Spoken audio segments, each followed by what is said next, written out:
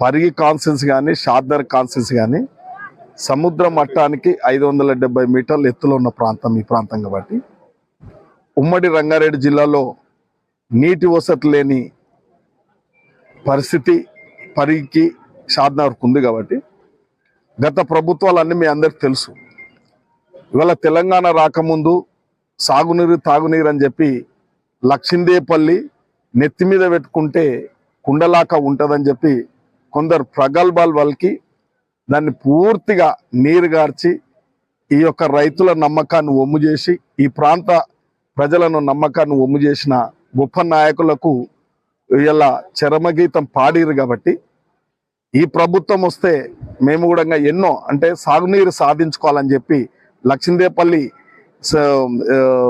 Balance రిజర్వాయర్ను సాధించుకుంటే ఈ ప్రాంతానికి నీళ్ళు వస్తాయనేది మా యొక్క నమ్మకం కాబట్టి గత 10 సంవత్సరాల నుంచి కూడా ఆశించి భంగపడ్డాం కాబట్టి ఇప్పుడు ఈ ప్రభుత్వం పాలమూరు ముద్దుబిడ్డ రేవంత్ రెడ్డి గారు ముఖ్యమంత్రి అయిన తర్వాత మన ప్రాంతాన్ని కూడా అభివృద్ధి చేయాలి అనే ఒక సంకల్పం, ఒక దృఢ సంకల్పం ఉంది కాబట్టి ఈ యొక్క లక్షిందేపల్లి ఎత్తైన ప్రాంతం కాబట్టి దీనికి ఒక ఉదండాపూర్ నుంచి ఒక ప్రయత్నం.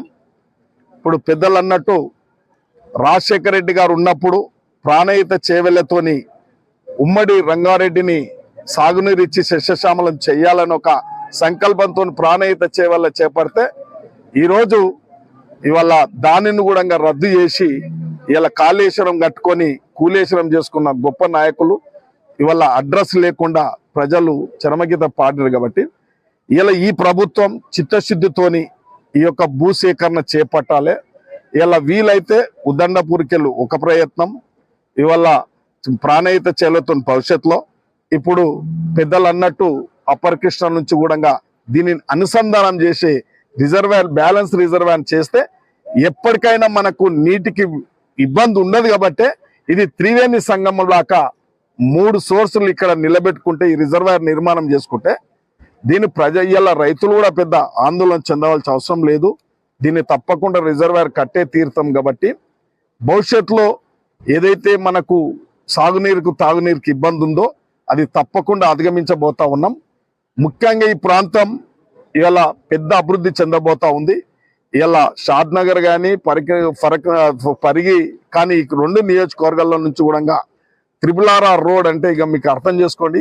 భవిష్యత్తులో ఆ రోజు రాజశేఖర రెడ్డి గారు ఇలా ఔటర్ రింగ్ రోడ్ చేపట్టేటప్పుడు ఎంతో మంది అవాంతరాలు ఎన్నో ధర్నాలు దీక్షలు చేసిరు.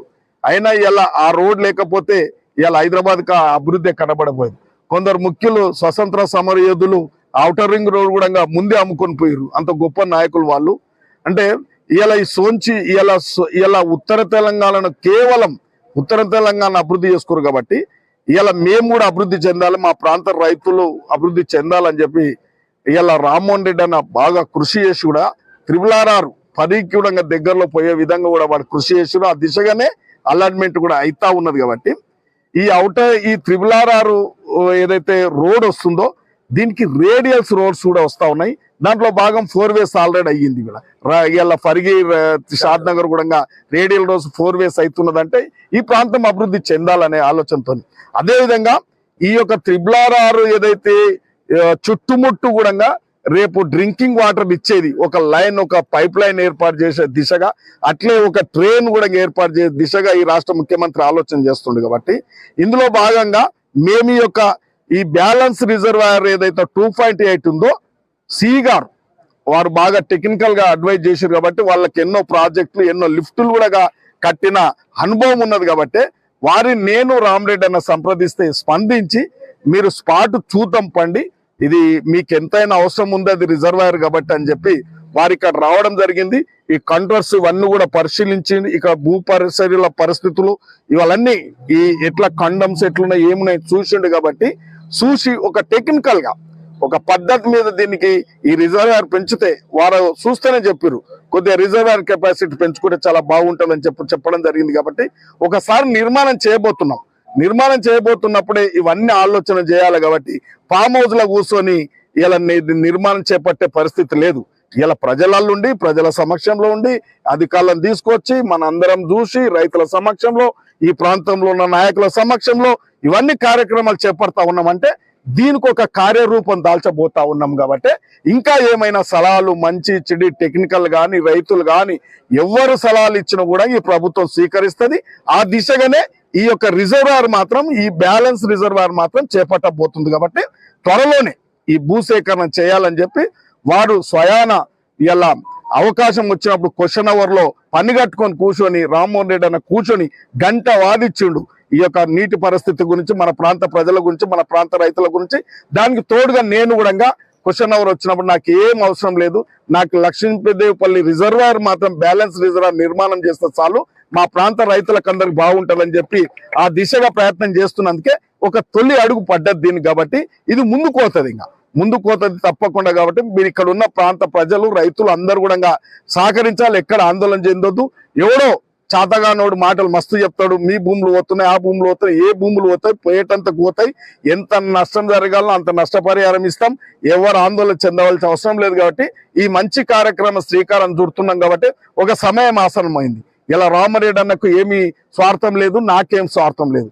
ఈ యొక్క తాలూకా నియోజకవర్గాల్లో మా పేరు ప్రతిష్టలు ఉండాలి, మేము రైతులకు అండగా నిలబడే సాగునీరు సాధించి తీరాలని ఒక ఆకాంక్ష సంకల్పము కంకణభద్రమై ఈ మైసమ్మ గుడి సాక్షిగా చెప్తా ఉన్నాం.